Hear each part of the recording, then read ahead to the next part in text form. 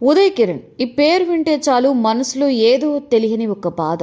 మన ఇంట్లో మనిషిలాగా పక్కింట్లో మనతో చనువుగా ఉండే మనిషి లేకపోతే ఎలా ఫీల్ అవుతుంటామో ఉదయ్ కిరణ్ గురించి వింటే కూడా అలాగే అనిపిస్తోంది. ఉదయ్ కిరణ్ లోకాన్ని విడిచి 10 ఏళ్లు దాటింది. కానీ ఆయన గురించి ప్రస్తావనలు, సినిమాలు తరచూ వింటూనే ఉంటాం. ఇక ఉదయ్ కిరణ్ సినిమాల విషయానికి వస్తే ఆయన ఫిల్మోగ్రఫీలో తొలి సినిమా చిత్రంతోనే తిరుగులేని రికార్డులను కొల్లగొట్టాడు. తేజ దర్శకత్వంలో వచ్చిన ఈ సినిమా 2000వ సంవత్సరంలో రిలీజ్ అయ్యి ఆ ఏడాది హైయెస్ట్ గ్రాసర్లో ఒకటిగా నిలిచిపోయింది.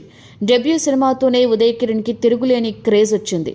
అసలు ముఖ పరిచయమే లేని ఆ హీరో అందులోనూ కాలేజ్ డేస్లో ప్రేమించుకొని పెళ్లికి ముందే ప్రెగ్నెంట్ అవ్వడం, పిల్లాన్ని కనడం అనేది అప్పటికి out of the box content.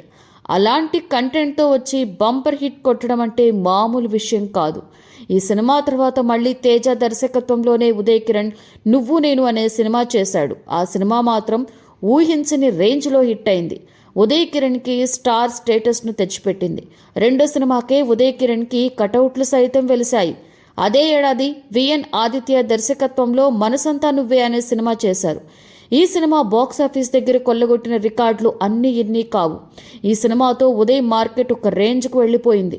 అంతేకాదు ఈ సినిమా ఉదయ్ కిరణ్ని స్టార్ హీరోని చేసేసింది. తొలి 3 సినిమాలతో బ్యాక్ టు బ్యాక్ బంపర్ హిట్లు కావడంతో ఇక ఉదయ్ కిరణ్ మరో మెగాస్టార్ అవుతాడని అందరూ భావించారు. కానీ అనూహ్యంగా ఆ తర్వాత ఉదయ్ కిరణ్ సినీగ్రాఫ్ మెల్లమెల్లగా కిందికి దిగుతూ వచ్చింది. ఇక ఉదయ్ కిరణ్ ను స్టార్ హీరోని చేసిన మనసంతా నువ్వే సినిమా కథ ముందుగా మహేష్ బాబు దగ్గరకు వెళ్ళిందట. కానీ మహేష్ ఆ టైంలో కమర్షియల్ కథ కోసం ఎదురు చూస్తున్నానని చెప్పి మనసంతా నువ్వేని రిజెక్ట్ చేశాడు. దాంతో దర్శకుడు ఆదిత్య ఇదే కథను ఉదయ్ కిరణ్తో తీసి బ్లాక్ బస్టర్ హిట్ని కొట్టాడు. మళ్ళీ హిట్ అంటే మామూలు హిట్ కాదు. ఆ ఏడాది రిలీజ్ అయిన తెలుగు సినిమాలలో అత్యధిక కలెక్షన్స్ సాధించిన సినిమాలలో ఒకటిగా నిలిచింది మనసంతా నువ్వే.